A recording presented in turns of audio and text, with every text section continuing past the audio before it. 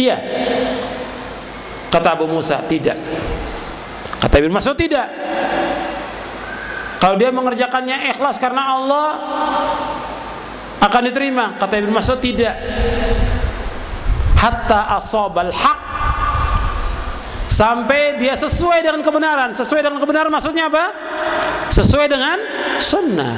Ikhlas saja tidak cukup. Dia mengangkat senjata untuk perang ikhlas karena Allah. Kata Ibnu Mas'ud, tidak cukup.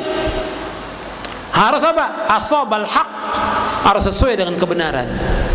Sesuai kebenaran yaitu ittiba kepada sunnah Rasulullah sallallahu alaihi wasallam. Sebab nanti ada jihad yang mulia, ada jihad di zaman fitnah. Ketika orang masuk di zaman fitnah ini yang banyak tidak mengikuti ittiba kepada Rasulullah sallallahu alaihi wasallam. Meskipun kata mereka niatnya baik, enggak cukup, harus ada ittiba. Kemudian selanjutnya yang ketiga, ilmu. Jadi orang yang menyuruh yang ma'ruf, mencegah yang mungkar harus berilmu. Bab dakwah ini harus ilmu. Dan banyak para dai yang mereka hanya bermodal pandai berbicara, ya, pandai retorika. Harus punya ilmu. Syaratnya harus punya ilmu. Karena Allah berfirman, "Qul hadhihi sabili ad'u ila Allahi ala basiratin ana wa man ittaba'ani wa subhanallahi wa ma ana minal musyrikin." Katakanlah, inilah jalanku, inilah sunnahku. Aku mengajak manusia ke jalan Allah dengan dasar ilmu dan keyakinan. Aku dan orang-orang yang mengikuti aku, dan Maha Suci Allah, dan aku tidak termasuk orang yang berbuat syirik. Jadi mengajak manusia ke jalan Allah, bukan kepada pribadinya, bukan kepada kelompoknya, bukan kepada partainya, ke jalan Allah ajak manusia. Yang pertama. Yang kedua, ala basirah, di atas ilmu dan keyakinan. Ketika dia menyuruh yang ma'ruf harus dengan ilmu. Ketika dia mencegah yang mungkar harus dengan ilmu. Harus dengan ilmu. Nggak boleh dengan pendapat dia, dengan ra'yu dia. Tidak boleh. Harus dengan ilmu. Dan dia harus belajar, bukan kepandaian berbicara. Ilmu. Ilmu itu kalau dimaksud ilmu syar'i, dasarnya Quran dan sunnah, bukan koran. Banyak para khatib ketika mau khutbah baca koran dulu. Terus baca koran, langsung berita hari ini disampaikan dalam khutbah Jumat. Bawakan dalil dari Quran, bawakan dalil dari sunnah, dan difahami menurut pemahaman salafus saleh. Umat ini ada yang dibawa pulang, diperintahkan yang baik, dicegah dari yang mungkar. Jadi ilmu. Yang kedua harus ilmu. Yang ketiga dalam dakwah itu harus ada menyucikan Allah SWT. Wa subhanallah wa ma ana minal musyrikin. Harus mensucikan Allah. Dalam dakwah itu maka harus mensucikan Allah. Bagaimana? Mengajak selalu dan mengajak selalu kepada tauhid. Selalu kita mengajak umat kepada tauhid. Mensucikan Allah dan tidak berbuat syirik kepada Allah SWT, baik itu syirkun akbar maupun syirkun asghar, riya atau mencari yang lain. Wa ma ana minal musyrikin, dan aku tidak termasuk yang berbuat syirik. Ikhlas karena Allah dalam dakwah itu. Kemudian ikhwan fillah, azakumullah, ilmu ini sangat penting. Ya, sebab kadang-kadang ada orang yang mengatakan ini halal, ini haram, tidak dasarnya ilmu. Mencegah orang dari perbuatan mungkar dianggap yang sunnah mungkar oleh dia. Yang sunnah dianggap mungkar, atau yang sunnah dianggap bid'ah. Ada yang seperti itu. Ketika ada sebagian dai, ya, melihat anak-anak muda berjenggot, didatangi oleh dia. Ya ikhwan, kenapa ente berjenggot? Kenapa nggak dicukur aja? Dia mengatakan dengan apa? Dengan jahil, dengan kebodohan. Memelihara jenggot termasuk sunnah dan dianjurkan oleh Rasulullah untuk dipelihara. U'ful liha wa arkhul liha wa afu syawarib wa khaliful majus, kata Nabi. Panjangkan jenggot, pelihara jenggot kamu, rapikan kumis kamu, dan hendaklah kamu menyalahi orang Majusi. Kenapa si dai mengatakan demikian? Karena kebodohan dia, kejahilan dia. Dan ini terjadi, saya katakan ini terjadi. Jadi ada seorang dai yang mendatangi beberapa anak muda yang berjenggot, kenapa nggak dicukur aja? Kan lebih rapi, lebih bagus, lebih pantas. Dengan ra'yunya, bukan dengan ilmu. Ini menyesatkan. Coba kalau dia belajar, dia tahu bahwa seluruh ulama sepakat tentang haramnya mencukur jenggot. Begitu juga ketika ada yang isbal melewati mata kaki. Kenapa kamu celananya di atas mata kaki? Kenapa nggak dilewati aja? Kan nggak enak dilihatnya, seperti orang kebanjiran. Karena kebodohan. Ini yang mengatakan dai. Kalau orang tua, kalau yang lain awam nggak ada masalah. Dai yang mengatakan demikian karena kebodohan dan kejahilan dia. Makanya dakwah ini harus dengan ilmu. Menyuruh yang ma'ruf harus dengan ilmu. Mencegah yang mungkar harus dengan ilmu. Harus dengan ilmu. Jadi nggak boleh dia mengatakan ini halal atau haram tanpa ilmu. Dan Allah murka. Allah berfirman dalam surah An-Nahl ayat 116, "Wala taqulu lima tasifu alsinatukumul kadhiba hadza halalun wa hadza haramun litaftaru 'ala Allahil kadhib." Dan janganlah kamu mengatakan terhadap apa yang disebut-sebut oleh lisan secara dusta, ini halal dan ini haram, untuk mengada-adakan kebohongan terhadap Allah Subhanahu wa taala. Jadi mereka mengatakan itu karena kebodohan. Dan orang yang bodoh mestinya bertanya kepada yang ahli. Kata Nabi, "Shifa'ul ayy as-su'al." Ala inna shifa'al ayy as-su'al. Sungguhnya obat kebodohan adalah dengan bertanya, kata Rasulullah dalam hadis yang diriwayatkan Imam Abu Daud. Kemudian selanjutnya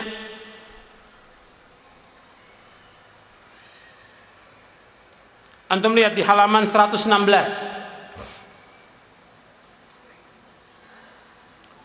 penjelasan Umar bin Abdul Aziz rahimahullah. Kata Umar bin Abdul Aziz rahimahullah, orang yang beribadah kepada Allah tanpa ilmu, maka kerusakan yang timbulkan lebih besar daripada kemaslahatan yang dihasilkan.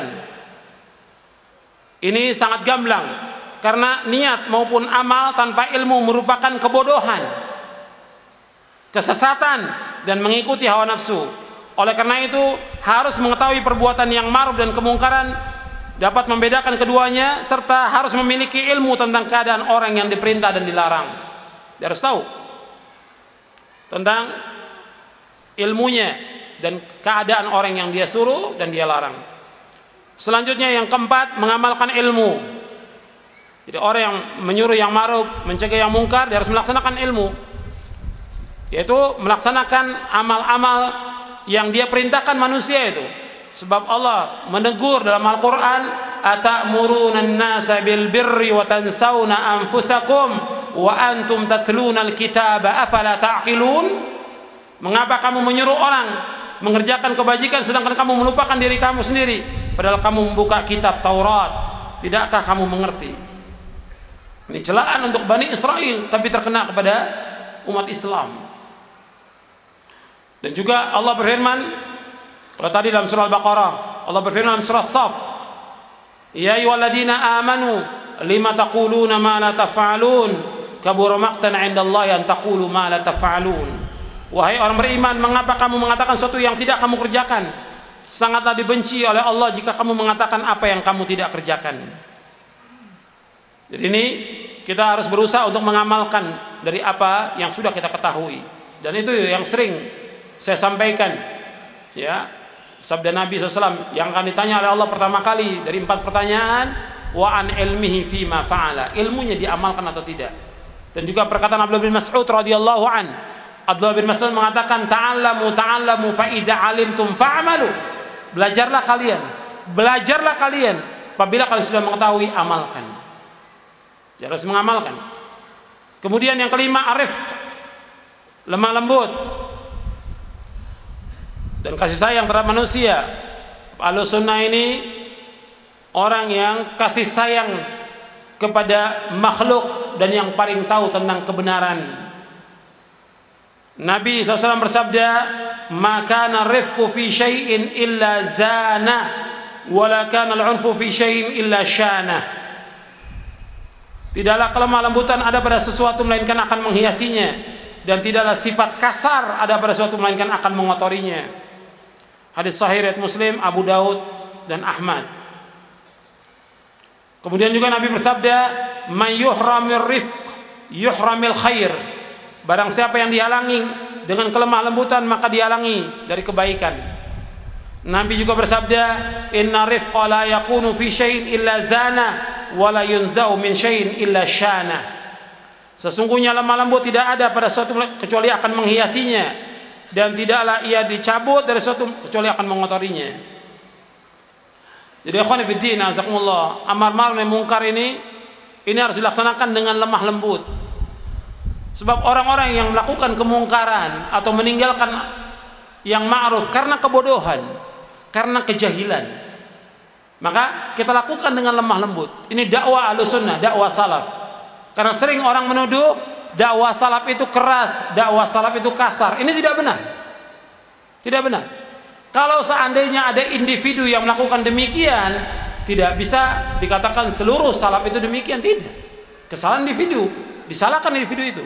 Tapi jangan kemudian dikatakan bahwa ajaran Quran dan Sunnah ala fahmi salaf ini keras. Tidak. Justru mereka adalah orang-orang yang lemah lembut dalam berdakwah, mengingatkan orang dengan lemah lembut, dan itu yang dicontohkan oleh Rasulullah sallallahu alaihi wasallam. Bukan dengan keras, bukan dengan kasar, bukan dengan omongan yang kotor, bukan dengan laknat, bukan dengan yang lainnya. Sebab orang mukmin itu kata Nabi, laisal mu'minu bit-ta'an walal la'an walal fahish walal badhi. Orang mukmin itu bukan orang yang suka menuduh. Orang mukmin bukan orang yang suka melaknat. Orang mukmin bukan orang yang suka berkata keji dan kotor. Jadi selalu mengatakan yang lemah lembut. Jadi kalau dakwah dia mencaci maki orang, kalau dakwahnya sering menyebut nama orang dan dijelek-jelekan, ini nggak benar. Dakwah salaf tidak demikian. Tapi ketika meluruskan orang karena bukunya sudah beredar, pemahamannya sudah beredar, dibaca oleh orang, kita ingatkan kesalahan dari orang itu boleh, dan itu bukan mencela, bukan mencaci maki, bukan, mendudukkan kebenaran supaya orang tidak tersesat dengan pemahaman yang sesat itu. Jadi beda, sebagaimana ulama alul jar wa ta'dil. Tapi kalau kita lihat sekarang banyak orang-orang yang gampang ya mencaci maki orang, kemudian menghukumi orang. Ini nggak benar. Antum perhatikan perkataan Syekh Abdul Aziz bin Baz di halaman 121. Halaman 121. Syekh Abdul Aziz bin Abdullah bin Baz rahimahullah mengatakan, zaman sekarang ini adalah zaman dakwah dengan lemah lembut, harus sabar dan hikmah, dan bukan zaman berdakwah dengan kekerasan. Sebab kebanyakan manusia berada dalam kebodohan, kelalaian, dan lebih mengutamakan dunia. Maka harus sabar dan penuh hikmah sehingga dakwah ini terus berlanjut dan sampai kepada manusia, dan sehingga mereka mau belajar Islam yang benar. Disebutkan dalam Majmu' Fatawa wa Maqalat Mutanawwi'ah. Jadi ikhwan fillah, orang yang melakukan amar ma'ruf nahi munkar ini dia harus mempunyai 3, kata Imam Sufyan Ats-Tsauri. Imam Sufyan Ats-Tsauri rahimahullah mengatakan tidak boleh melakukan amar ma'ruf nahi munkar kecuali orang yang dalamnya terdapat 3 hal. 3 hal. Yang pertama, lemah lembut dalam menyuruh dan melarang. Yang kedua, adil dalam menyuruh dan melarang. Yang ketiga, mengetahui terhadap apa yang ia suruh dan ia larang. 3. Itu di halaman 119 dan halaman 120. Selanjutnya, sifat yang keenam, amanah. Artinya seorang dai, seorang pelaku amar ma'ruf, dia harus amanah. Dia harus melaksanakan amanah ini.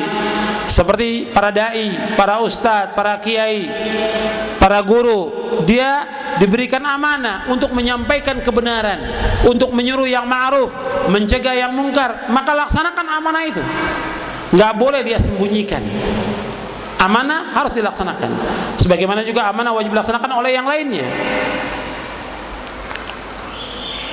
Jadi mereka orang-orang kepercayaan Allah di muka bumi ini, mereka harus menyampaikan perintah Allah dan larangan-larangan sebaik-baiknya, tanpa ada pengurangan dan tanpa ada tambahan. Harus sampaikan. Kemudian yang ketujuh, hikmah.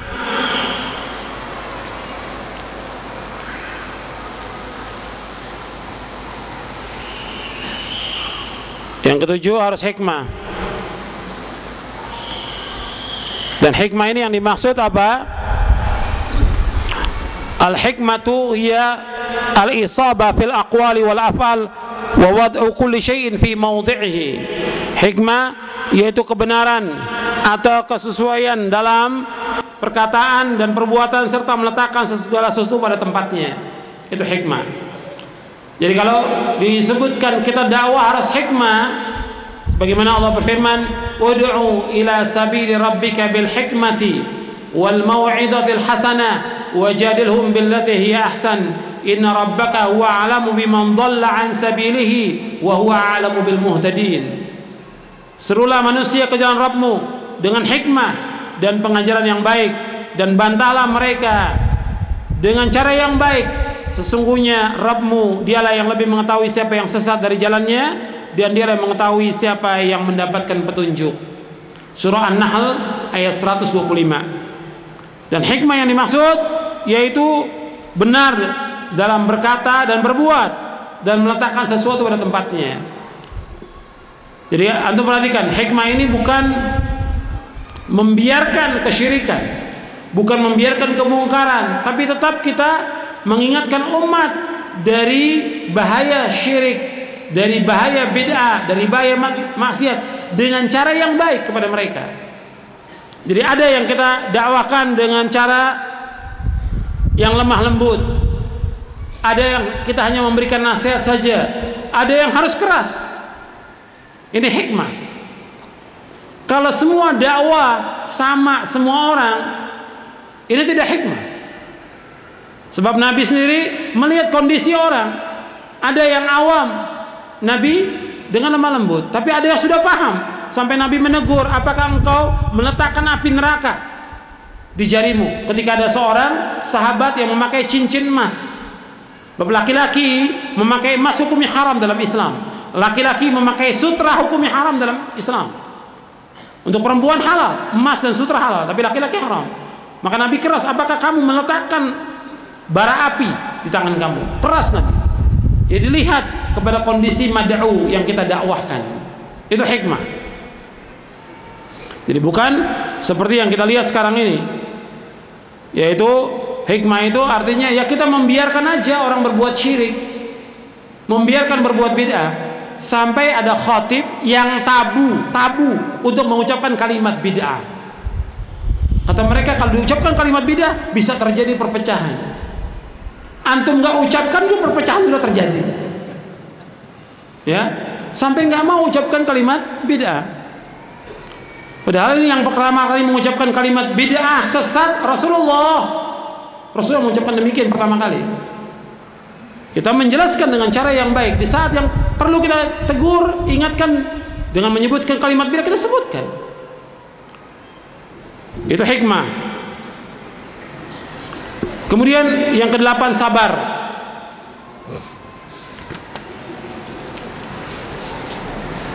Yang ke-8 harus sabar. Bab dakwah ini menyuruh yang ma'ruf harus sabar. Dan sabar ini panjang pembicaraannya yang dijelaskan oleh para ulama Ahlus Sunnah. Dijelaskan oleh Ibnu Qayyim, hakikat sabar ialah satu akhlak jiwa yang mulia, dengannya perbuatan yang tidak baik dapat dicegah. Sabar merupakan salah satu kekuatan jiwa yang dengannya urusan dan perkara jiwa menjadi baik. Itu disebutkan dalam kitab Idatus Sabirin wa Zakhiratus Syakirin. Dan Nabi diperintahkan oleh Allah untuk sabar dalam dakwah ini, sabar dalam taat, sabar dalam meninggalkan perbuatan maksiat, dan sabar dalam menghadapi musibah. Makanya ketika Luqman memerintahkan anaknya untuk wa'mur bil ma'ruf wanha 'anil munkar wasbir 'ala ma asabak. Sabar terhadap apa yang menimpa kamu, disuruh sabar. Maka dijelaskan oleh para ulama tentang wajibnya sabar ini. Dan antum lihat orang yang paling sabar yaitu Rasulullah Sayyidul Anbiya wal Mursalin. Sabar. Dan Allah menyebutkan bahwa dalam dakwah, dalam menyuruh yang ma'ruf mencegah yang mungkar, ini banyak orang yang mendustakan, banyak orang yang mengganggu, bahkan juga banyak yang menyakiti. Allah SWT berfirman dalam surah Al-An'am ayat 34, "Walaqad kudzibat rusulun min qablika fasabaru ala ma kudzibu wa udzu hatta atahum nasruna wala mubaddila li kalimatillah walaqad ja'aka min naba'il mursalin." Dan sungguhnya rasul-rasul sebelum engkau Muhammad telah didustakan, tetapi mereka sabar terhadap pendustaan dan penganiayaan yang dilakukan terhadap mereka sampai datang pertolongan kami, dan tidak ada yang dapat merubah kalimat-kalimat kami, dan sungguh telah datang kepada kamu sebagian dari berita rasul-rasul. Jadi dakwah kita banyak yang mendustakan, sebagaimana dakwahnya Nabi Muhammad didustakan. Bahkan bukan yang didustakan, mereka juga menyakiti. Tapi disuruh kita untuk sabar. Jadi sabar ini penting, dalam dakwah ini penting, dalam menyuruh yang ma'ruf dan nahi mungkar, sabar. Syekhul Islam Ibnu Taimiyah rahimahullah mengatakan, antum lihat di halaman 135. Kata beliau, seorang yang menyuruh yang ma'ruf mencegah yang mungkar harus memiliki 3 sifat. Yang pertama ilmu, yang kedua ar-rifq, lemah lembut, yang ketiga sabar. Ilmu sebelum melakukan amar ma'ruf nahi mungkar, lemah lembut ketika melakukannya, dan sabar setelahnya. Ketiga sifat ini harus selalu bersama dalam setiap keadaan. Dalam kitab beliau Al-Amru bil Ma'ruf wan Nahyu 'anil Munkar. Kemudian yang kesembilan, orang yang melakukan amar ma'ruf nahi mungkar ini harus melakukannya secara syar'i dan adil, tidak berlebihan dalam membenci, mencela, melarang atau menghajar. Syekhul Islam Ibnu Taimiyah rahimahullah mengatakan, kebanyakan pelaku amar ma'ruf nahi mungkar melampaui batas. Perhatikan, ya, perhatikan bahwa kebanyakan pelaku amar ma'ruf nahi mungkar melampaui batas. Ada kalanya karena kebodohan, ada kalanya karena kezoliman. Permasalahan ini harus dilakukan dengan teliti, baik dalam mengingkari kemungkaran terhadap orang kafir, munafik, fasik, atau pelaku maksiat. Kemudian beliau melanjutkan, melaksanakan amar nahi mungkar adalah mengikuti tuntunan syariat dari ilmu, fikih, rifq, lemah lembut, kesabaran, niat yang ikhlas, dan mengikuti jalan yang lurus. Karena hal itu termasuk dalam firman Allah Ta'ala, "Ya ayyuhalladzina amanu alaikum anfusakum la yadurrukum man dhalla idza tadaitum ilallahi marji'ukum jami'an fayunabbi'ukum bima kuntum ta'malun." Wahai orang beriman, jagalah diri kamu, karena orang yang sesat tidak akan membahayakan kamu apabila kamu telah mendapatkan petunjuk. Hanya kepada Allah kamu semua akan kembali, kemudian Dia akan menerangkan kepadamu yang telah kamu kerjakan. Dalam surah Al-Maidah ayat 105. Beliau melanjutkan, Syekhul Islam melanjutkan, di dalam ayat ini terdapat makna yang lain. Hendaknya seorang berusaha mendapatkan kemaslahatan dirinya, ilmu dan amalnya, dan berpaling dari sesuatu yang tidak berguna. Sebagaimana sabda Rasulullah sallallahu alaihi wasallam, min husni islamil mar'i tarkuhu ma la ya'ni. Kebaikan Islam seseorang meninggalkan apa yang tidak bermanfaat baginya. Hadis sahih riwayat Tirmidzi, Ibnu Majah, Baghawi, dan yang lainnya. Apalagi melakukan sesuatu secara berlebihan yang tidak ada nilai kepentingannya dalam masalah agama dan orang lain, khususnya berbicara karena hasad, dengki, atau ambisi kepemimpinan. Karena hasad, dengki, atau ambisi kepemimpinan. Demikian juga amalannya, maka pelakunya adalah jahat, lagi zolim, atau bodoh, lagi pandir. Alangkah banyaknya amalan yang syaitan menodai amar ma'ruf nahi mungkar dan jihad dan Allah, padahal termasuk kezoliman dan kejahatan.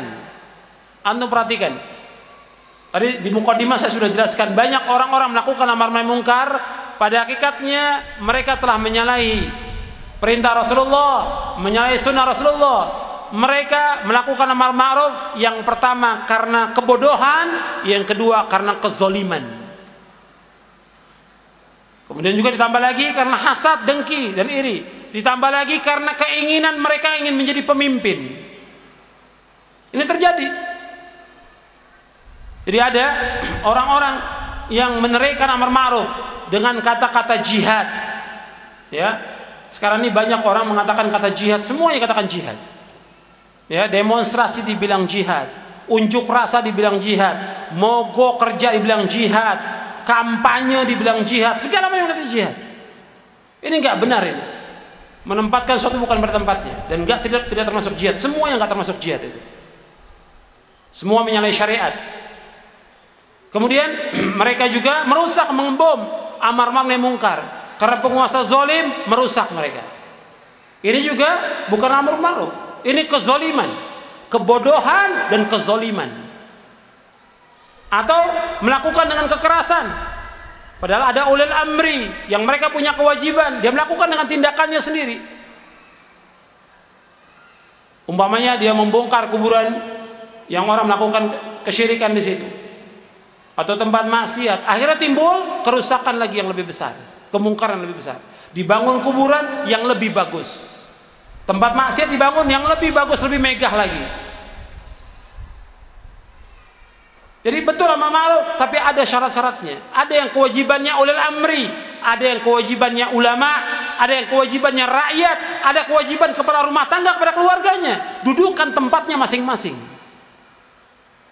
Bukan hak ulil amri diambil oleh rakyat, hak ulama diambil juga oleh rakyat. Seperti teriak jihad, ini haknya siapa? Ulil amri. Tidak semua orang berhak untuk mengatakan demikian dan mengajak orang untuk berjihad. Hak ulil amri, jangan diambil hak itu oleh rakyat. Dijelaskan oleh para ulama. Makanya ketika terjadi sesuatu, apa saja terjadi, ya, di mana saja yang terjadi, antum harus lihat dengan dua pandangan, kata para ulama. Yang pertama dengan ainul qadar, yang kedua dengan ainus syara'. Dalam melihat kejadian yang ada, semua yang ada yang terjadi ini, pertama dengan ainul qadar, bahwa semua sudah ditakdirkan oleh Allah SWT. Yang kedua dengan ainus syara', lihat bagaimana perintah syariat tentang perkara maksiat ini, kemungkarannya, bagaimana menurut syariat, bagaimana merubahnya. Kita tanya kepada orang yang mengerti, bukan dengan emosi, bukan dengan kebodohan seperti yang terjadi.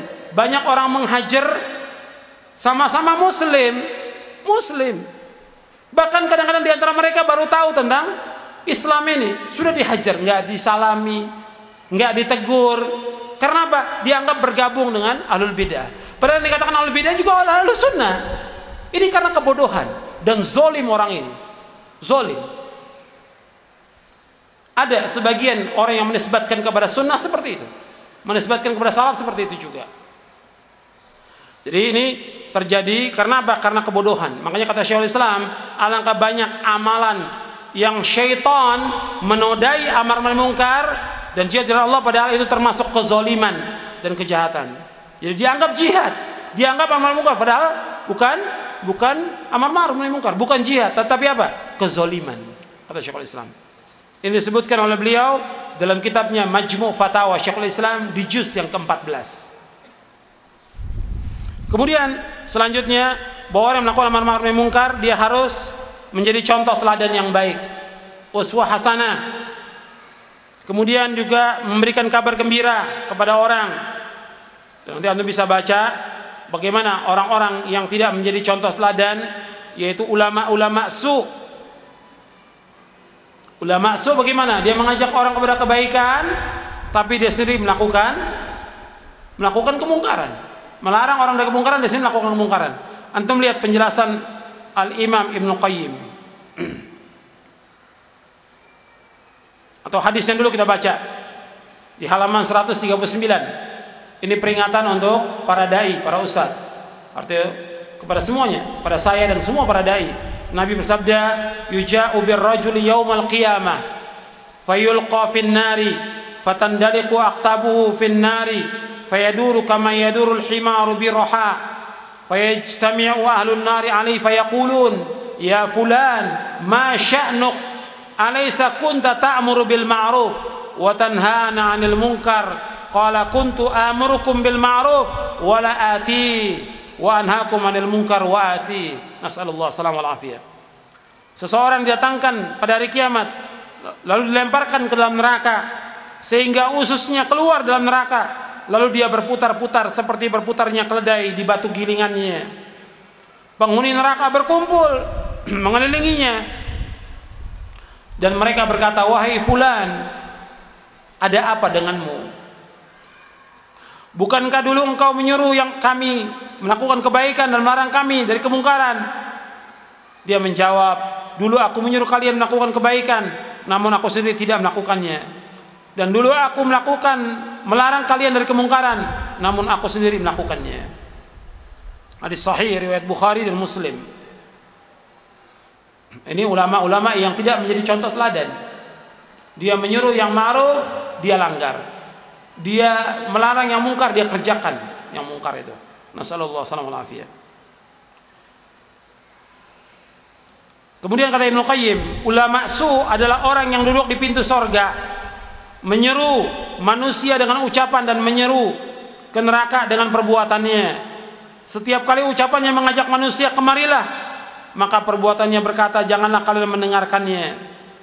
Seandainya yang mereka seru merupakan kebenaran, tentunya dia adalah orang yang pertama kali menerimanya. Mereka secara lahir sebagai petunjuk kebenaran, tetapi hakikatnya mereka adalah perampok. Jadi mengajak kepada yang ma'ruf tapi dia tinggalkan, mencegah yang mungkar dia langgar. Disebutkan oleh Ibnu Qayyim dalam kitabnya Al-Fawaid. Kemudian juga ikhwan fillah azakumullah, dalam dakwah ini harus selalu memberikan kabar gembira. Hatta dia pelaku dosa maksiat, syirik, bid'ah, setelah kita ancam, kita ajak kepada mereka untuk bertaubat kepada Allah SWT. Nah, kalau mereka sudah taubat, berikan kabar gembira. Berikan kabar gembira. Dan pelaku dosa kita suruh mereka bertaubat dan berikan kabar gembira. Jangan membuat orang lari. Dalam dakwah itu mudahkan, jangan mempersulit. Kata Nabi, yassiru wala tu'assiru, basyiru wala tunaffiru. Kemudian yang ke-12, tidak putus asa dalam dakwah. Jadi orang yang melakukan amar ma'ruf, dia tidak boleh putus asa dari rahmat Allah SWT. Kemudian selanjutnya rukun yang kedua, yaitu dakwah ini ada dakwah kita kepada orang awam, atau menyuruh yang ma'ruf, mencegah yang mungkar kepada orang awam. Ada kepada ulama, ada juga kepada penguasa. Kalau kepada orang awam, yaitu mengajarkan perkara agama dengan cara yang baik kepada mereka, menutupi aibnya, menutupi kelemahannya, menolong dan membela dari musuhnya, tidak memfitnah mereka, mencintai mereka sebagaimana kita mencintai diri kita sendiri, tidak menyakitinya, dan terus disebutkan oleh para ulama seperti itu. Itu kepada orang awam. Jadi jangan cara yang baik. Kemudian juga selanjutnya kepada ulama. Adapun ulama, mereka manusia juga, sebagai manusia, masuk kepada hadis Nabi, kullu bani Adam khata wa khairul khata'in tawwabun. Setiap anak Adam pernah berbuat salah, dan yang terbaik dari berbuat salah yang bertaubat kepada Allah. Tapi menasihati ulama dengan cara yang baik, kita datangi mereka, bukan dibeberkan kejelekannya, ya. Jadi jelaskan kepada mereka kewajiban mereka sebagai ulama untuk menegakkan amar ma'ruf nahi mungkar. Jadi ini harus perhatikan, sebab mereka juga sebagai manusia. Kalau seandainya ada dari ulama-ulama terdahulu salah, ya kita sebutkan dan kita mohonkan ampun untuk mereka. Ini ulama. Apalagi kalau yang keliru berijtihad itu sahabat radhiyallahu anhum ajma'in, nggak boleh dicaci maki, nggak boleh dicela. Orang-orang Syiah mereka mencela para sahabat. Dalam Islam tidak boleh. Kemudian amar ma'ruf nahi mungkar kepada penguasa kaum muslimin. Sebab Nabi bersabda, ad-dinun nasiha, ad-dinun nasiha, ad-dinun nasiha. Qalu liman ya Rasulullah? Qala lillahi wa li kitabihi wa li rasulihi wa li a'immatil muslimina aw lil mu'minina wa 'ammatihim. Nabi bersabda, agama itu nasihat. Agama itu nasihat. Agama itu nasihat. Para sahabat bertanya, untuk siapa ya Rasulullah? Untuk Allah, kitabnya, rasulnya, penguasa kaum muslimin atau mukminin, dan bagi masyarakat kaum muslimin. Nah, sekarang bagaimana nasihat kepada penguasa? Apakah dengan kita membeberkan kejelekannya seperti yang kita lihat sekarang ini? Bagaimana menurut syariat Islam? Dijelaskan oleh Al-Imam Ibnul Qayyim. Antum lihat di halaman 157. Sesungguhnya Nabi SAW mensyariatkan kepada umatnya mengingkari kemungkaran, agar dengan pengingkaran itu tercapailah perbuatan ma'ruf yang dicintai Allah dan Rasulnya. Apabila mengingkari kemungkaran menimbulkan sesuatu yang lebih mungkar daripadanya dan lebih dimurkai oleh Allah dan Rasulnya, maka tidak diperbolehkan untuk mengingkarinya, meskipun Allah membenci dan memurkai pelakunya. Ini seperti mengingkari para raja, para penguasa, para pemimpin dengan cara memberontak kepada mereka, karena hal itu adalah pokok dari setiap kejelekan dan fitnah sampai akhir zaman. Ini dalam kitabnya I'lamul Muwaqqi'in. Jadi antum perhatikan bahwa kalau kita lihat kerusakan yang ada di muka bumi ini, diantaranya mereka tidak mendengar dan taat kepada penguasa, memberontak pada penguasa, akhirnya terjadi pertumpahan darah, dan terus berlangsung pertumpahan darah sampai hari ini. Jadi prinsip Ahlussunnah tidak mengadakan provokasi, tidak mengadakan penghasutan, dan tidak memberontak kepada penguasa meskipun penguasa itu berbuat zalim. Ini prinsip Ahlussunnah. Tidak boleh melakukan provokasi baik di atas mimbar, ya, tidak boleh menghasut baik di atas mimbar ataupun di tempat umum atau media lainnya. Karena apa? Karena menyalahi petunjuk Rasulullah sallallahu alaihi wasallam. Rasulullah bersabda, "Man arada ayyan sahar lidhi sultanin fala yubdihi alaniyatan, walakin yaqud bi yadihi wa yakhlu bih, fa in qabila minhu fadhaq wa illa kana qad adda alladhi alaihi."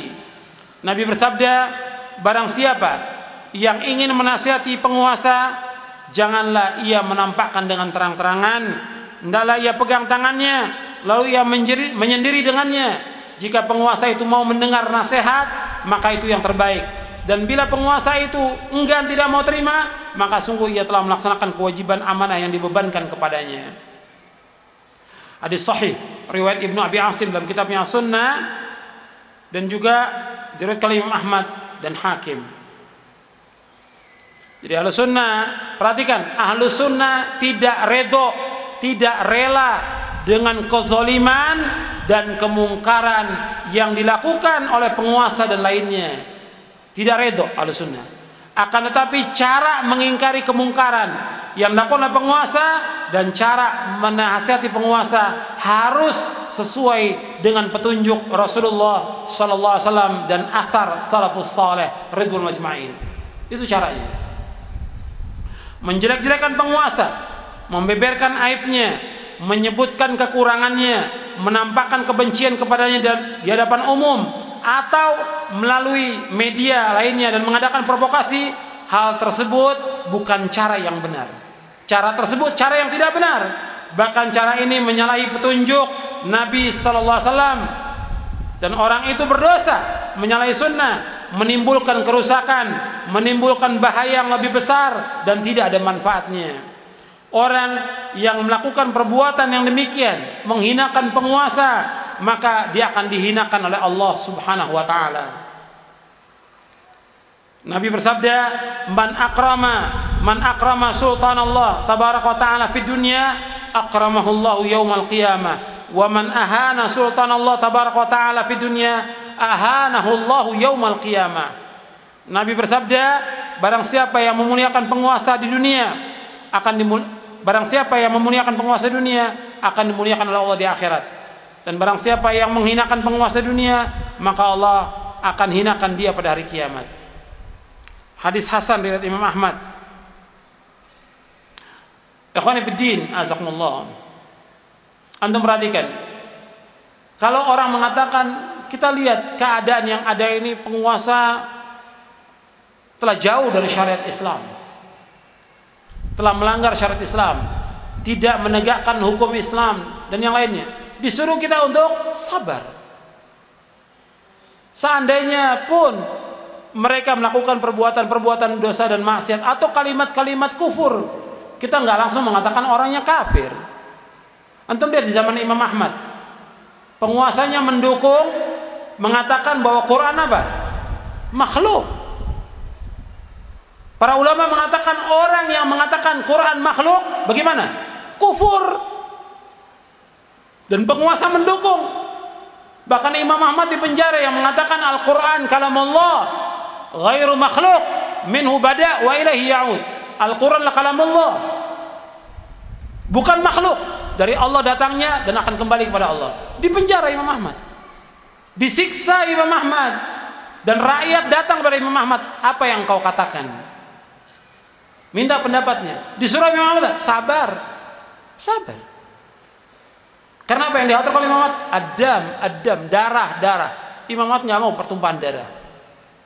Sabar. Makanya Nabi SAW bersabda, man kariha min amirihi syai'an falyasbir alaihi, fa innahu laysa adun minan nasi kharaja minas sultani shibran famata alaihi illa mata mitatan jahiliyah. Barang siapa yang tidak menyukai sesuatu dari pemimpinnya, maka hendaklah ia bersabar terhadapnya, sebab tidaklah seorang manusia keluar dari penguasa lalu ia mati di atasnya, melainkan mati dalam kematian jahiliyah. Hadis ini sahih riwayat Muslim. Ya, disuruh sabar. Ya, menghadapi penguasa yang zalim, yang menyimpang dari syariat Islam, membiarkan kemungkaran, membiarkan kesyirikan, membiarkan adanya maksiat, suruh sabar gitu. Sabar. Dan ulama wajib mendatangi umara untuk mengingatkan mereka, dan selalu mengingatkan mereka. Dan kita disuruh sabar. Dan itu yang dijelaskan oleh Syekh bin Baz, Syekh Utsaimin, Syekh Al-Albani rahimahullah. Kemudian juga saya bawakan di sini tentang penjelasan Syekh Fauzan yang disuruh kita untuk sabar. Jadi jangan kita bertindak sendiri seperti yang kita lihat sebagian orang bertindak sendiri, yang ada apa? Yaitu kemungkaran yang lebih mungkar. Kemudian selanjutnya yaitu amar ma'ruf nahi munkar. Itu ada beberapa tingkatan dalam mengubah kemungkaran. Kita melihat di halaman 176 dan selanjutnya. Itu ada mengubah dengan tangan dan syarat-syaratnya, mengingkari kemungkaran dengan lisan dan tahapannya. Tahapan pertama, memberi pengertian pelajaran, jangan langsung diingkari, diberikan pelajaran. Kemudian setelah itu tahapan kedua, melarang dan cara memberikan pelajaran dan nasihat, serta menakut-nakuti orang itu dari azab Allah. Ini dengan lisan. Tahapan ketiga, tegas dalam memberikan nasihat. Tahapan keempat, mengancam dan menakut-nakuti. Kemudian setelah itu mengingkari dengan hati, dan ini selama-lama iman. Setelah itu mengingkari kemungkaran dengan menggunakan pedang, dan ini khusus untuk penguasa. Untuk bisa lihat ya, merubah kemungkaran itu ada yang dengan tangan seperti menghancurkan berhala, menghancurkan kubur yang dibangun dan yang lainnya. Itu yang lakukan siapa? Ulul amri. Antum lihat di halaman 183. Mengubah kemungkaran dengan tangan tidak boleh dilakukan oleh setiap orang pada setiap kemungkaran, karena yang demikian itu dapat menimbulkan berbagai kerusakan dan bahaya yang banyak. Pengingkaran dengan tangan ini hanya boleh dilakukan oleh ulul amri, penguasa, atau orang yang mewakilkannya seperti petugas hisbah, petugas amar ma'ruf nahi munkar, yang memang mendapatkan tugas dari ulul amri untuk melaksanakan amar ma'ruf nahi munkar. Demikian pula seperti seorang suami dalam rumahnya yang mengubah kemungkaran yang dilakukan oleh anak-anaknya, istrinya, dan pembantunya, maka seorang suami wajib untuk merubah kemungkaran yang ada di rumahnya. Kepala rumah tangga wajib merubah kemungkaran yang dilakukan oleh istrinya, anaknya, dan pembantunya. Mereka mengubah kemungkaran tersebut dengan tangannya dengan cara yang bijaksana dan sesuai dengan syariat. Ini dalam qawaid muhimmah tentang amar ma'ruf nahi munkar. Begitu juga tentang memusnahkan khamr, menumpahkan minuman khamr, dan tempat-tempat yang dijual khamr. Dijelaskan oleh Ibnu Qudamah, hal itu boleh dilakukan oleh para penguasa dan tidak boleh dilakukan oleh orang per orang, rakyat biasa.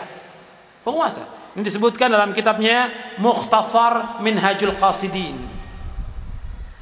Kemudian juga dijelaskan oleh Syekhul Islam Ibnu Taimiyah, ya, di halaman 184. Tidak setiap orang memiliki hak untuk menghilangkan kemungkaran dengan kemungkaran yang lebih besar darinya. Misalnya salah seorang dari masyarakat ingin memotong tangan pencuri, mencambuk peminum khamar, dan menegakkan hukuman had. Sebab jika ia melakukan, maka hal itu akan menimbulkan pembunuhan dan kerusakan.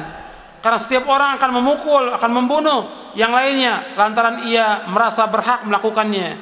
Maka perbuatan ini, hukum had, ta'zir dan yang lainnya, hanya terbatas pada ulil amri. Jadi harus dilihat seperti itu. Ulil amri yang melakukannya, tidak seluruh orang melakukannya. Dan masih banyak lagi yang dijelaskan oleh para ulama tentang masalah ini. Cuma yang terakhir tentang bab yang ke-6. Bab ke-6 ini ada beberapa kaidah yang penting dalam amar ma'ruf nahi munkar yang harus antum perhatikan kaidah-kaidahnya. Yang pertama, syariat adalah pokok dalam menetapkan amar ma'ruf nahi munkar. Jadi dalam menentukan sesuatu itu ma'ruf atau mungkar, itu syariat. Jadi kalau syariat sudah ada, dalil sudah ada, tidak ada lagi pendapat ulama. Idza waradal athar batalan nazar. Saya ulangi. Jadi kaidah pertama, syariat adalah pokok dalam menetapkan amar ma'ruf munkar. Bukan pendapat, bukan ra'yu. Jadi yang dipakai apa? Syariat. Katakan oleh para ulama, idza waradal athar batalan nazar. Apabila sudah datang athar, datang hadis Nabi, maka batal pendapat-pendapat itu batal. Jadi yang kita pakai dalil dan istinbat ulama terhadap dalil tersebut. Kalau dikatakan itu haram, ya kita katakan haram. Kalau itu mungkar, kita katakan mungkar. Kalau itu dikatakan syirik, ya syirik. Bid'ah, ya bid'ah. Jangan dikatakan lagi bahwa ini menurut pendapat ini baik. Dari mana keterangan baik? Kalau dalil sudah mengatakan itu bid'ah, syirik, maka kita berpegang pada dalil. Pokok dalam bentuk amar ma'ruf nahi munkar adalah dalil. Yang kedua, kaidah kedua, memiliki ilmu dan basirah. Ini sudah saya jelaskan tadi. Sebab kalau tidak memiliki ilmu, tidak memiliki basirah, maka dia akan merusak seperti yang terjadi sekarang ini. Akan terjadi kerusakan di muka bumi ini. Yang ketiga, dia harus mendahulukan yang paling penting sebelum yang penting. Yang mana yang lebih penting? Dalam dakwah, yang mana? Yang ma'ruf, yang paling ma'ruf apa? Tauhid. Ma'ruf yang paling ma'ruf adalah tauhid. Mungkar yang paling mungkar adalah syirik. Maka mulai dari situ dakwah itu. Jelaskan kepada keluarga. Dan jangan semua disampaikan. Apa yang bisa kita sampaikan satu persatu dulu, karena orang nggak akan sanggup. Semua ini mungkar, ini mungkar, ini mungkar, ini bid'ah, orang nggak sanggup melaksanakannya. Yang paling penting yang dia langgar ditegur, dinasihati sampai dia melaksanakannya. Seperti dia tidak sholat, terus tegur sampai dia mau sholat. Kalau dia berbuat syirik, terus ingatkan sampai dia meninggalkan perbuatan syirik. Tapi dengan ilmu, dengan lemah lembut dan sabar. Kemudian memikirkan dan menimbang antara maslahat dan mafsadah. Jadi kalau kita melakukan amar ma'ruf nahi munkar, harus melihat maslahat dan mafsadah. Jadi harus melihat maslahat kebaikan dan mafsadah.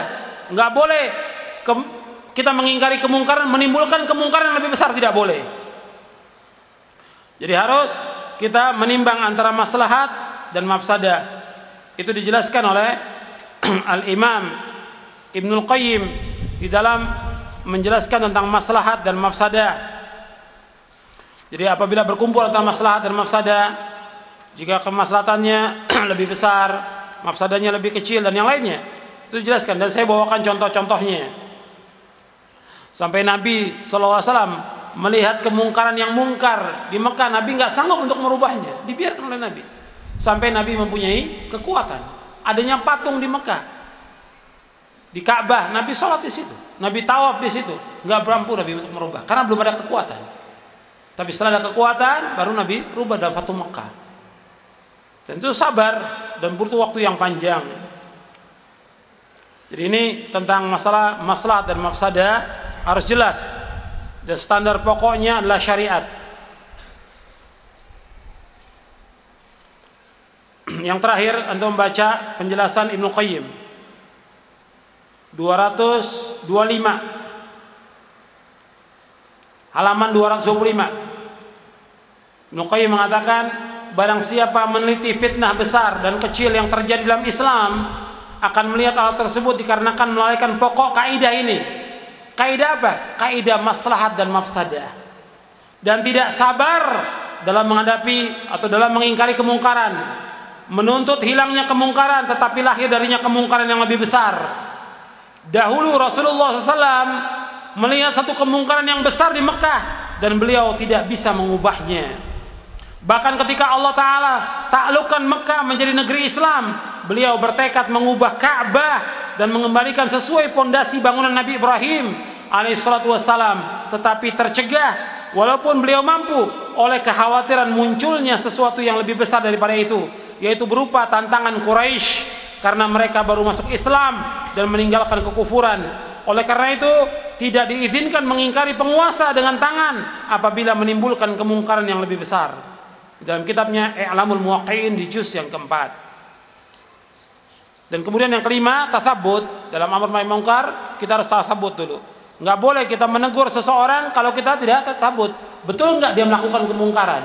Ada mengabarkan kepada kita si fulan berzina, tatsabbut dulu kita. Si fulan melakukan bid'ah, tatsabbut dulu. Si fulan melakukan pencurian, tatsabbut dulu. Benar atau tidak? Kita akan menegur dia, menasihati dia, tapi benar enggak berita itu? Tatsabbut. Jadi harus tatsabbut. Sebab Allah SWT berfirman, in ja'akum fasiqun binaba'in fatabayyanu. Apabila datang kepada kamu seorang fasik membawa berita, fatabayyanu, fatatsabbatu, maka adalah kamu mencari tatsabbut, cek dulu. Itu sebagaimana disebutkan di halaman 226. Ya ayyuhalladzina amanu in ja'akum fasiqun binaba'in fatabayyanu an tusibu qauman bijahalah fatusbihu ala ma fa'altum nadimin. Wahai orang beriman, jika seorang fasik datang padamu membawa suatu berita, maka telitilah kebenarannya agar kamu tidak mencelakakan suatu kaum karena kebodohan yang akhirnya kamu menyesali perbuatan itu. Dan kita dalam amar ma'ruf munkar ini sabar dan perlahan-lahan. At-ta'anni minallah al-ajalah minasyaitan. Perlahan-lahan itu dari Allah, terburu-buru dari syaitan. Ya, sampai di sini dulu kajian kita. Mudah-mudahan yang saya sampaikan dalam bedah buku amar ma'ruf munkar ini bermanfaat untuk saya dan untuk antum sekalian, dan mudah-mudahan kita termasuk orang-orang yang menegakkan amar ma'ruf munkar. Minimal kita tegakkan untuk diri kita dan keluarga kita. Jangan sampai kita tinggalkan al-amru bil ma'ruf wan nahyu 'anil munkar. Wa sallallahu ala nabiyina Muhammadin sallallahu alaihi wa ala alihi wasallam. Alhamdulillah wassalatu wassalamu ala Rasulillah. Ada pertanyaan yang masuk, saya sering sampaikan kepada antum di tempat ini maupun di tempat yang lainnya, bahwa tidak mungkin semua pertanyaan akan terjawab karena kemampuan ilmu saya, keterbatasan ilmu saya, dan juga keterbatasan waktu. Jadi yang bisa saya jawab, saya jawab. Apakah dalam kita menyuruh yang ma'ruf dan nahi mungkar, apakah yang ma'ruf lebih dahulu baru kemudian nahi mungkar? Tidak, kalau memang harus bersamaan, kita lakukan bersamaan. Seperti Nabi ketika mendakwakan tauhid la ilaha illallah, Nabi menyuruh mereka untuk mengucapkan la ilaha illallah, tapi juga langsung Nabi melarang mereka dari perbuatan syirik, menyembah patung-patung. Makanya orang-orang musyrik Makkah mengatakan kepada Nabi Sebagaimana Allah berfirman, aja'alal alihata ilahan wahida inna hadza la syai'un ujab. Apakah tuhan-tuhan yang banyak jadi satu Tuhan? Karena Nabi mengingkari, Nabi tidak mencela, Nabi tidak mencaci maki Tuhan mereka, tidak. Karena akan menimbulkan kerusakan lebih besar. Tapi Nabi mengatakan bahwa Tuhan-Tuhan itu yang mereka sembah tidak memberikan manfaat. Tidak memberikan manfaat dan tidak mendatangkan bahaya. Di samping Nabi menjelaskan tentang kewajiban mentauhidkan Allah Subhanahu wa taala. Tapi ada larangan-larangan, perbuatan-perbuatan yang tidak Nabi lakukan pada saat itu. Seperti apa? Larangan khamar belum turun pada waktu itu. Maka khamar pasti diminum oleh para sahabat sampai mereka hijrah ke Madinah, baru timbul larangannya. Bagaimana kita mendakwakan amar ma'ruf nahi munkar kepada keluarga? Ya, kita wajib mendakwakan kepada keluarga, dan kita akan ditanya oleh Allah Subhanahu wa taala tentang diri kita dan keluarga kita. Allah berfirman, ya ayyuhalladzina amanu qu anfusakum wa ahlikum nar. Wahai orang beriman, jaga diri kamu dan keluarga kamu dari neraka. Dan Nabi juga bersabda, kullukum ra'in wa kullukum mas'ulun an ra'iyati. Setiap kalian adalah pemimpin dan setiap kalian akan ditanya tentang pimpinannya. Maka dia harus mulai yang mana yang paling penting, yang paling rusak mana, syirik, yang jelas paling mungkar, maka dakwakan. Meskipun keluarga itu kental dengan kesyirikan, tetap kita dakwakan. Meskipun diejek, meskipun dicela, meskipun dibantah, meskipun dimusuhi, tetap dakwahkan. Dan Nabi itu terus lakukan. Sabar dan doa kepada Allah agar mereka diberikan hidayah oleh Allah. Dan putus asa, jangan putus asa dari rahmat Allah. Berikan juga kaset-kaset, buku-buku yang bermanfaat buat keluarga itu, supaya mereka kembali ke jalan yang hak.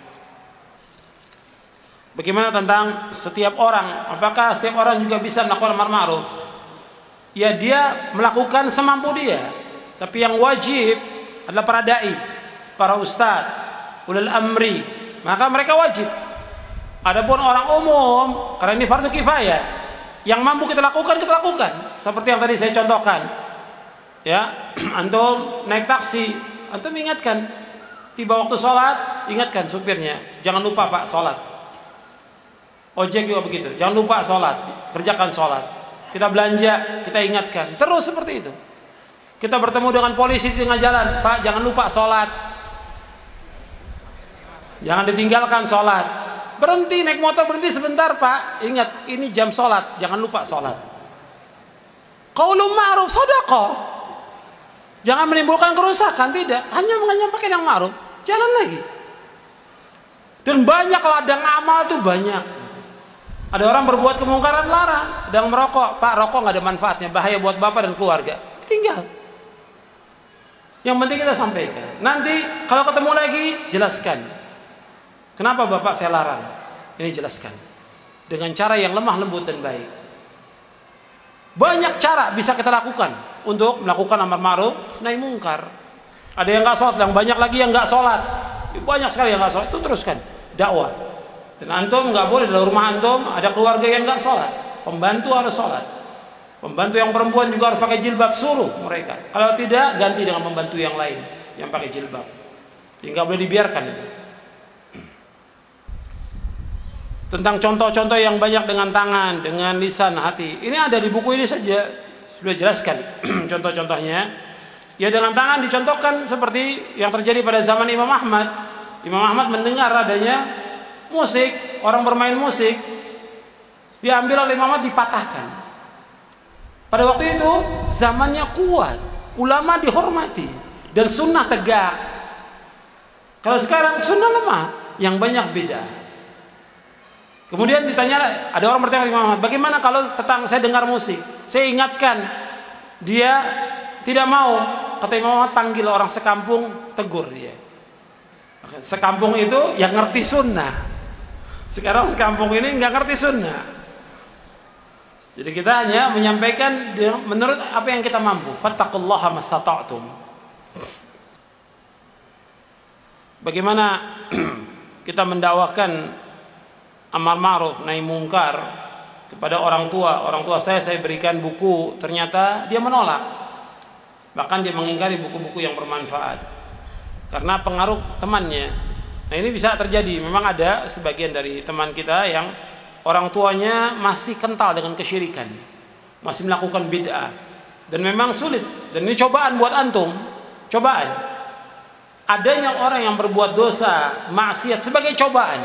Ulama dicoba oleh mad'unya, penguasa dicoba oleh rakyat, rakyat dicoba dengan penguasa, semua cobaan. Sebagaimana Allah berfirman, wa ja'alna ba'dakum li ba'din fitnatan atasbirun wa kana rabbuka basira. Dan kami jadikan sebagian dari kamu terhadap sebagian yang lain sebagai fitnah, sebagai cobaan. Cobaan, semua yang ada di cobaan, antara penguasa dengan rakyat, rakyat dengan penguasa, ulama dengan madu dengan ulama, cobaan. Apakah kamu sabar?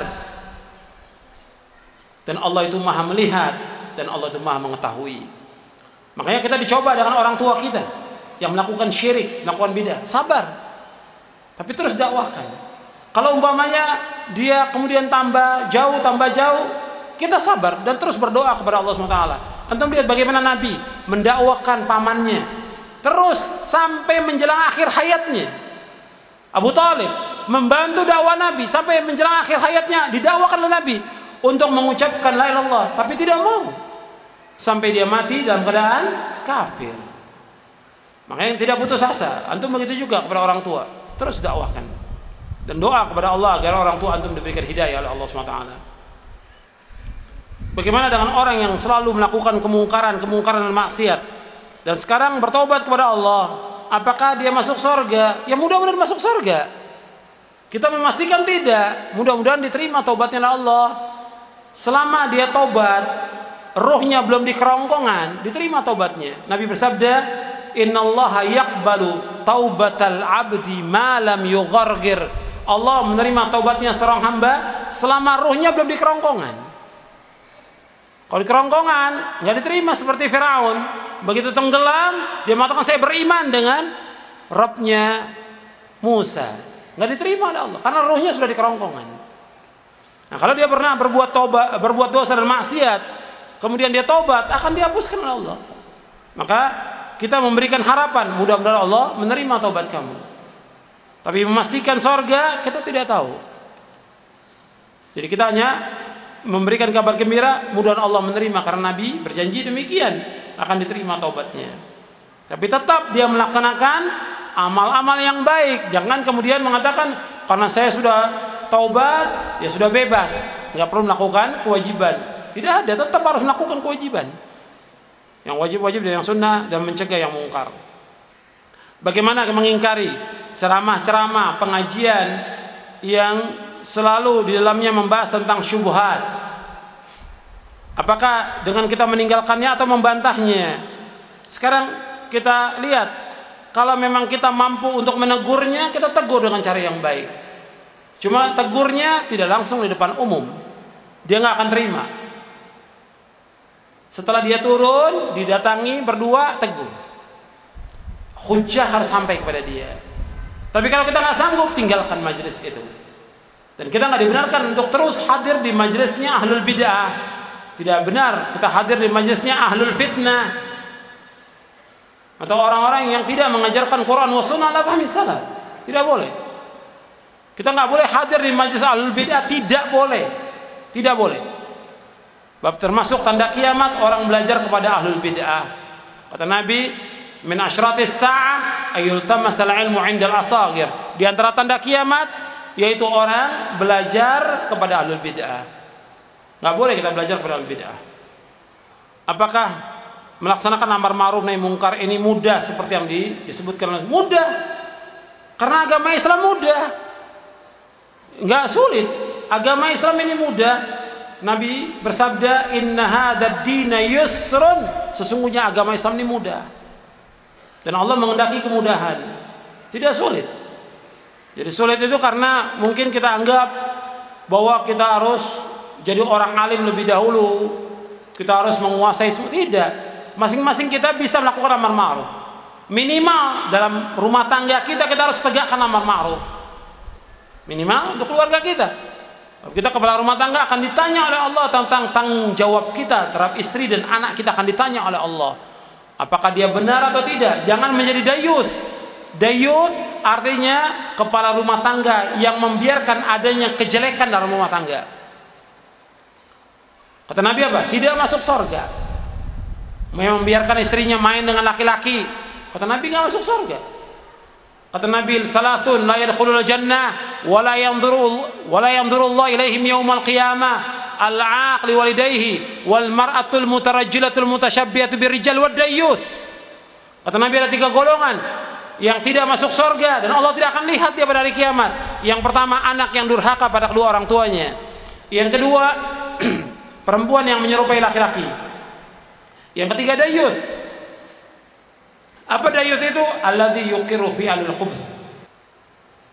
Yaitu kepala rumah tangga yang membiarkan adanya kejelekan dalam rumah tangganya. Ini dayyuth.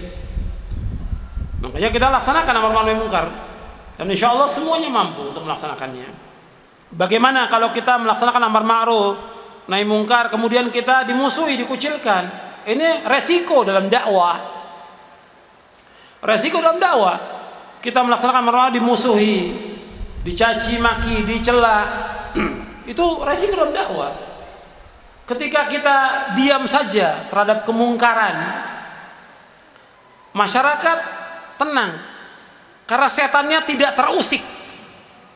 Ya, setannya nggak terusik, tenang, aman. Begitu kita mulai menyampaikan dakwah, kita harus bertauhid kepada Allah, kita harus sholat pada waktunya, wanitanya harus pakai jilbab, mulai setannya terusik. Setannya terusik, bangkit, memusuhi, marah, mencemooh, mencaci maki. Ini resiko dalam dakwah. Maka ketika Nabi belum diutus, belum disampaikan wahyu, tenang, mereka nggak terusik. Begitu Nabi mendapatkan wahyu, menyampaikan dakwah tauhid, mulai terusik. Setannya nggak terima, ngamuk setannya. Maka Nabi dimusuhi, dicemooh, dicela, diusir segala macam. Ya resiko dalam dakwah dan kita harus sabar. Makanya Allah menghibur dalam surah Al-An'am tadi ayat 34. Walaqad kudzibat rusulun min qablika fasabaru ala ma kudzibu wa udzu hatta atahum nasruna wala mubaddila kalimatillah walaqad ja'aka min naba'il mursalin. Dalam surah Al-An'am ayat 34. Dan sungguh telah didustakan rasul-rasul sebelummu. Fasabaru, mereka sabar. Sudah sabar, wa udzu, sampai mereka disakiti, hatta atahum nasruna, sampai datang pertolongan kami. Kemudian apa? Allah katakan, la mubaddila li kalimatillah, enggak ada perubahan dalam kalimat Allah. Itu sunnatullah. Sunnatullah dan sunnatur Rasul. Kalau kita berdakwah mesti dimusuhi. Ya, jadi kita harus sabar. Tapi kita bukan mencari musuh. Jangan nantang. Ya, siapa yang berani musuhi saya? Bukan. Dakwah dengan lemah lembut, dengan ilmu, bukan nantang. Ya, kita mengajak orang kepada kebenaran, bukan ngajak orang berkelahi. Ngajak orang supaya mereka tunduk kepada kebenaran, agar mereka beribadah hanya kepada Allah. Bagaimana dengan seseorang yang dia menegakkan amar ma'ruf munkar, akan tapi membiarkan keluarganya, tidak memberikan nasihat? Ya, ini tadi saya sebutkan tentang dayyuth. Ya ada, antum bisa lihat, tetapi kita berusaha untuk menasihati dengan cara yang baik. Banyak kita lihat para dai, bahkan juga ya masuk juga ke jajaran sebagian ke majelis ulama yang dia mendakwakan dakwah yang hak, tapi keluarganya jauh dari Islam. Makanya kalau antum tahu dan melihat demikian, datangi dengan cara yang baik, nasihati. Antum sebagai orang alim, sebagai ulama dan duduk di majelis ulama, bagaimana keluarga antum? Tidak pakai jilbab, anak antum nggak sholat, bagaimana tanggung jawab? Bukan dibeberkan di tempat umum.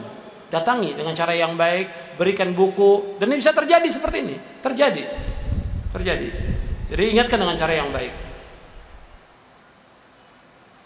Bagaimana contoh-contoh kemungkaran? Tadi sudah saya sebutkan, banyak sekali kemungkaran. Di awal-awal saya sudah sebutkan contoh-contoh kemungkaran, dan juga di akhir dari buku ini juga saya sebutkan. Dalam tanya jawab, ada tanya jawab. Di buku ini ada tanya jawab amar ma'ruf nahi munkar. Di buku ini juga saya jelaskan tentang syubhat yang berkaitan dengan amar ma'ruf nahi munkar. Ada syubhat seperti orang mengatakan ketika kita menegur orang, jangan kamu tegur. Ini hak asasi manusia. Saya sudah bantah di sini. Tidak ada istilah hak asasi manusia. Tetap al-amru bil ma'ruf tetap jalan. Selama dia muslim, tetap tegak amar ma'ruf nahi munkar. Nggak bisa orang mengatakan ini adalah hak asasi yang terserah saya melakukan apa saja, nggak boleh. Selama dia mengaku dirinya Islam, dia harus terikat dengan syariat Islam dan dia berusaha untuk melaksanakan syariat Islam ini secara kafah. Bagaimana kalau kita belum bisa melaksanakan syariat Islam menurut manhaj salafus saleh? Bagaimana hukumnya? Ya kita berusaha. Kan disebutkan tadi dalam ayat, fattaqullaha mastata'tum, bertakwa kepada Allah semampu kamu. Nabi bersabda, ma nahaitukum anhu fajtanibu wa ma amartukum bihi fa'tu minhu mastata'tum. Kata Nabi, apa yang aku larang kamu tinggalkan, yang dilarang tinggalkan semua yang dilarang. Tapi apa yang aku perintahkan laksanakan menurut kemampuan kamu. Menurut kemampuan bukan seenaknya. Seperti umpamanya begini, menurut kemampuan. Kalau kemungkaran semua tinggalkan. Ya, yang haram-haram semua tinggalkan. Syirik, bid'ah, maksiat, musik, yang biasa lagu, terbukanya aurat, apa saja yang mungkar tinggalkan. Sekarang melaksanakan nih perintah semampu kamu. Sekarang ada orang muslim yang dia hanya mampu melakukan sholat yang 5 waktu saja, nggak ada masalah. Dia tidak kerjakan rawatibnya, nggak kerjakan sunatnya, hanya 5 waktu, nggak ada masalah. Dia melaksanakan yang wajib. Di zaman Nabi pun ada sahabat yang seperti itu. Atau ada orang yang mengatakan, saya nggak sanggup untuk bangun di tengah malam. Saya mampunya sholat 5 waktu. Untuk bangun tengah malam saya nggak sanggup. Nggak ada masalah. Itu semampu kamu. Mastata'tum. Tapi kalau dia laksanakan dan ada waktu yang luang dan dia mampu, apa salahnya dia kerjakan? Dan itu manfaat dan bertambah ganjaran dia. Merubah dengan hati maksudnya bagaimana? Artinya kita mengingkari. Merubah dengan hati dijelaskan oleh Syekhul Islam Ibnu Taimiyah, oleh Ibnu Rajab Al-Hambali dan yang lainnya. Mengingkari dengan hati atau mengingkari kemungkaran.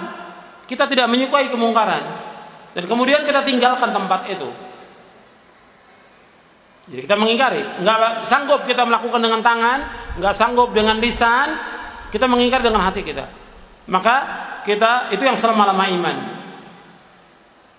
Dan dia harus berusaha untuk menghindari, tidak menyetujui perbuatan. Umpamanya di satu tempat diedarkan khamr, ya seperti ada pejabat-pejabat diundang yang di situ diedarkan khamr, atau ada orang pengusaha, ada tamunya orang kafir, di situ diedarkan khamr, dia dengan tangan nggak sanggup untuk memecahkan itu, dengan lisan pun dia nggak sanggup mengatakan, dia dengan hati tinggalkan majelis itu. Jangan duduk di majelis yang diedarkan khamr. Kata Nabi, la tajlis ala ma'idatin tudaru 'alaihal khamr. Jadi kamu duduk satu majelis yang di situ ada khamr. Sering pengusaha-pengusaha datang, orang-orang kafir, diadakan acara yang syirik, yang bid'ah, dia tinggalkan acara itu. Usaha tetap jalan, artinya muamalah tetap jalan, boleh muamalah. Tapi ketika dia mengadakan kesyirikan dan kemungkaran atau maksiat, tinggalkan majelis itu. Dan ini sering oleh para pengusaha itu, sering seperti itu. Dan dia harus tinggalkan kemungkaran. Ya, datang tamunya umpamanya dari Jepang, dari Perancis, dari Inggris, duduk di situ ikut minum khamr, menemani. Tidak boleh. Dia harus tinggalkan tempat itu.